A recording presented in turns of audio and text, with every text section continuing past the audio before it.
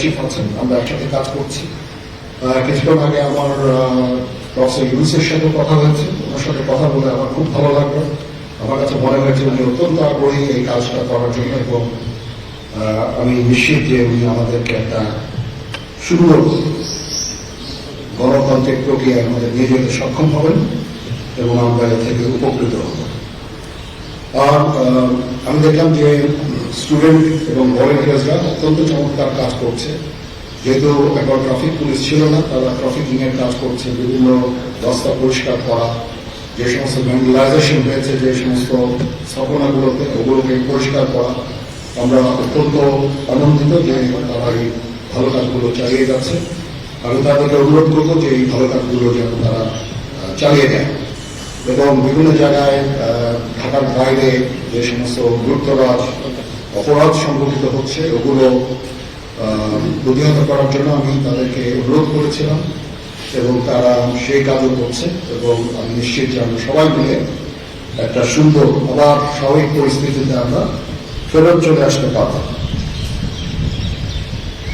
আপনারা জানেন যে আমরা কেয়ারটেকার গভর্নমেন্টের প্রধান ডক্টর ইউনূসকে আমরা নির্বাচন করেছি অনেক আলোচনা করে, আমরা নিজেদের মধ্যে অনেক আলোচনা করেছি, এবং সমস্ত রাজনৈতিক নেতৃবৃন্দের সাথে, স্টুডেন্ট কোঅর্ডিনেটরদের সাথে আলোচনা করেছি। আমার সাথে লেডি চিফ এবং এয়ার চিফ ওনারাও ছিলেন, এবং মহামান্য রাষ্ট্রপতির সাথে আমরা আলোচনা করেছি, এবং আলোচনা করে আমরা সর্বসম্মতভাবে সম্মত হয়েছে এবং ওনার কাছে প্রস্তাব দিয়েছি চিফ অ্যাডভাইজার ডক্টর ইউনূসকে করার জন্য, এবং উনি এখন আমাদের চিফ অ্যাডভাইজার। কালকে আসবেন, কালকে হয়তো দুপুরে উনি এসে পৌঁছাবেন, আমি ওনাকে রিসিভ করতে যাব। আমরা ওনাকে সর্বতভাবে সহায়তা করবো। আমি army chief, navy chief, air chief, এবং আমি নিশ্চিত যে উনি সমস্ত রাজনৈতিক দল এবং সবার কাছ থেকে সাহায্য সহযোগিতা পাবেন, স্টুডেন্ট ফোরাম, স্টুডেন্টস, এবং আমরা সবাই মিলে ওনাকে সাহায্য করবো, এবং আমি নিশ্চিত যে তাহলে উনি অত্যন্ত সফলভাবে ওনার কাজ সমাধান করতে সক্ষম হবে। অনেক ধরনের গুজব চলছে, আমি জনগণকে আহ্বান করবো এ ধরনের গুজবে যেন কান না দেয়। আমরা একটা চমৎকার পরিবেশে সুন্দরভাবে সবাই মিলে আমরা কাজ করে যাচ্ছি। আমার সেনাবাহিনী নিয়ে বিভিন্ন সেনানিবাসের মধ্যে বিভিন্ন কিছু হচ্ছে ইত্যাদি সমস্ত গুজব রচনা করা হচ্ছে, এগুলোতে আপনারা কান দেবেন না, এবং আপনারা এই ধরনের গুজব সরাতেও দয়া করে সাহায্য করবেন না। আমি জানি সবাই এটা ইচ্ছা করে করেন, আপনারা এটা করেন, এই জিনিসটা থেকে নিবৃত থাকলে এটা ভালো হবে, এবং আরেকজনকে কোনো নিশ্চিত না হয়ে কাউকে এই ধরনের কোনো খবর সংবাদ আপনারা দেওয়া থেকে বিরত থাকবেন, তাহলে এটা আমাদেরকে সাহায্য করবে। পুলিশের পুনর্গঠনের কাজ চলছে, এখন পুলিশ প্রধান একজন নিয়োগ দেওয়া হয়েছে। আমি নিশ্চিত যে পুলিশের মনোবল আবার ফেরত আসবে, এবং পুলিশ প্রফেশনাল ফোর্স হিসেবে ভালোভাবে তাদের দায়িত্ব পালন করতে সক্ষম হবে। সর্বশেষে আমি আপনাদের নিশ্চিত করতে চাচ্ছি যে সেনাবাহিনী, নৌবাহিনী, বিমান বাহিনী সর্বদা জনগণের সাথে আছে এবং থাকবে, এবং আমরা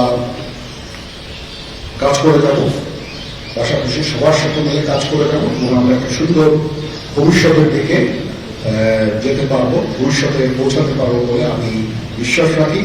আপনারা আমাদের সবাইকে সাহায্য সহযোগিতা করবেন, আপনাদের সাহায্য নিয়ে ইনশাআল্লাহ আমরা এটা করতে পারবো। আপনারা মিডিয়া অলরেডি অত্যন্ত দায়িত্বপূর্ণভাবে আপনাদের সংবাদ পরিবেশন করছেন, আমি আবার আপনাদের কাছে জন্য কৃতজ্ঞতা জানাচ্ছি, এবং ইনশাআল্লাহ আমরা সবাই মিলে দেশকে একটা সুন্দর একটা পরিবেশ আমরা সৃষ্টি করতে পারবো এই দেশে, এবং আমরা সবাই ভালো থাকবো ইনশাআল্লাহ। এখন আপনাদের যদি কোনো কোয়ারিজ থাকে, কোনো প্রশ্ন থাকে আমাকে করতে পারেন, আমি যদি আমার জানা থাকে আমি অবশ্যই উত্তর দেব। কালকে আমরা শপথ গ্রহণের জন্য যথাসাধ্য চেষ্টা করছি। একটা প্রস্তাব ছিল বিকালে করার, বিকালে খুব টাইট হয়ে যেতে পারে, কিন্তু 2:10 দিকে আমাদের এখানে আসবেন, মেবি ভেরি টাইট। আমরা হয়তো তাইলে রাত 8টা দিয়ে করতে পারি, হয়তো 400 জন লোকের উপস্থিতি এখানে থাকবে। এই পরিসরে আমরা শপথ গ্রহণের অনুষ্ঠান ইনশাআল্লাহ করব। আমরা দেখেছি যে সেনাবাহিনী বাংলাদেশ এবং বাইরে থেকেও কিছু মোকাবেলা করতে সক্ষম। রিসেন্টলি আমরা দেখতে পাচ্ছি যে বাংলাদেশের বিভিন্ন জায়গায় দুর্বৃত্তরা ডাকাতি থেকে শুরু করে লুটতরাজ করছে। গতকাল রাতের বেলা মোহাম্মদপুর ধানমন্ডি এই এলাকাগুলোতে ঘটনা ঘটেছে রাজধানী শহরে। এই বিষয়ে আসলে সেনাবাহিনী কি পদক্ষেপ দিচ্ছে এবং সাধারণ মানুষ কিন্তু উদ্বেগ উৎপাদন করতে পারছে। হ্যাঁ, প্রথম কথা হচ্ছে যে আমি দায়িত্ব নিয়েছিলাম অবশ্যই, এবং আমি রাজনৈতিক নেতৃবৃন্দর কাছ থেকে কথাও আমি আমাদের কাছ থেকে ওনাদেরকে আমি বলেছিলাম যে আপনারা আমাদের সাহায্য করেন, এই মুহূর্তে এই ট্রানজিশনটা হবে, এ ধরনের সমস্যার সৃষ্টি হতে পারে। ওনারাও আমাকে বলেছিলেন যে ওনাদের যতদূর সম্ভব সাহায্য করবেন। তারপরও কিছু কিছু ঘটনা ঘটেছে। এটা ঘটার পেছনে তো কিছু কারণও আছে, এবং আমরা ইনিশিয়ালি হয়তো কিছু এরকম ঘটনা ঘটেছে, বা তারপর এখন পরিস্থিতি কিন্তু অনেক শান্ত হয়ে আসছে। আমরা আমাদের যত স্ট্রেংথ আছে, পুলিশ কিন্তু নন এক্সিস্টিং, পুলিশ কোনো ডিউটিতে নাই। পুলিশের একটা বড় ফোর্স, এটার যে ভয়েড যেটা সৃষ্টি হয়েছে, এই ভয়েডটা সেনাবাহিনীর স্ট্রেংথ দিয়ে এটা পুরো করা সম্ভব না। আর তারপরে আমরা যথাসাধ্য চেষ্টা করে যাচ্ছি, এবং হাজার হাজার লোককে আমরা কিন্তু এই সমস্ত সমস্যা থেকে আমরা উদ্ধার করেছি। বহু পুলিশ, আমার জানা মতে বহু পুলিশ, অনেক থানা, তারপর সরকারি কর্মকর্তা কর্মচারীদের রেস্কিউ করা, এই সমস্ত কাজগুলো আমরা করেছি। আমরা ইম্পর্টেন্ট জায়গা যেমন বিমানবন্দর, ডিপ্লোম্যাটিক এরিয়া, সেক্রেটারিয়েট, জাজেসদের অ্যাকোমোডেশন, তারপর সেক্রেটারিদের অ্যাকোমোডেশন, এই সমস্ত গুরুত্বপূর্ণ জায়গাগুলি আমরা প্রোটেক্ট করছি, এবং বিভিন্ন জায়গায় পেট্রোলিং করা হচ্ছে। তারপরেও একটা ইনিশিয়ালি দু একদিন এটা হয়েছে, সেই জন্য আমি অত্যন্ত দুঃখিত এবং বিব্রত।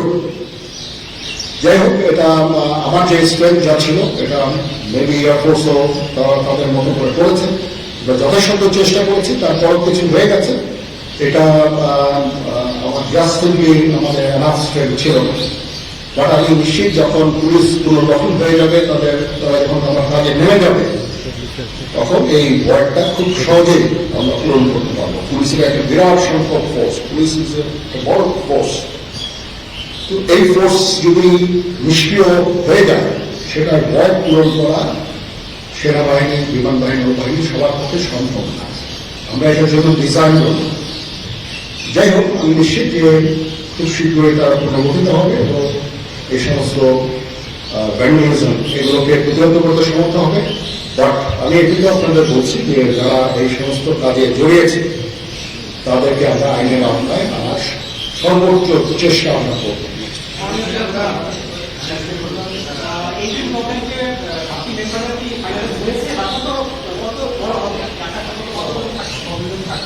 আমার ধারণা আপাতত 15 জন হতে পারে, তারপরও দু একজন করতে পারে, এরকম একটা সংখ্যক, এবং মোটামুটি একটা দাঁড়িয়ে যাচ্ছে। যেহেতু এটা ফর্মালি প্রকাশ করা হয়নি, এটা নিয়ে আমি আপনাদের সাথে কথা বলতে চাচ্ছি না। জি,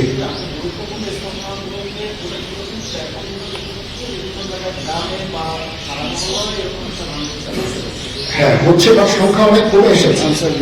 একদিন দুই দিন, প্রথম 1-2 দিনে যেটা হয়েছে, সংখ্যা অনেক কমে এসেছে। আমরা আনসার ডিডিকেও কাজে লাগিয়েছি, এবং আমি তো বললাম যে ছাত্ররা আমাদের সাহায্য করছে বিভিন্ন গ্রামে গঞ্জে। তারা এই কাজগুলোর মাধ্যমে, তাদের উপস্থিতির মাধ্যমে আমাদের সাহায্য করছে, এবং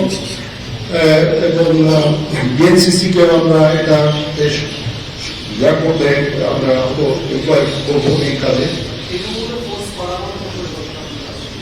আমি আমার যত ফোর্স আছে, মিলিটারি সহ অল ডিপ্লয়েড, এবং তারা তাদের সাধ্য মতো এই কাজে নিয়োজিত।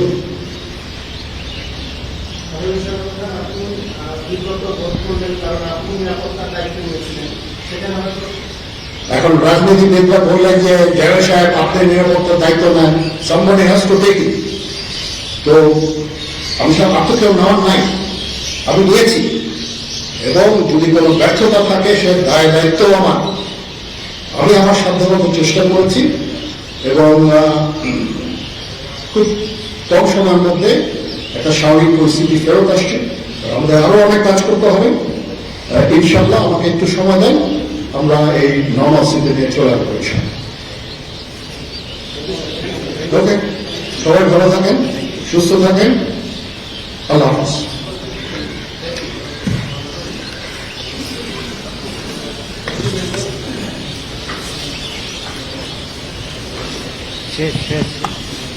আমরা বন্ধ করে আমরা মুক্ত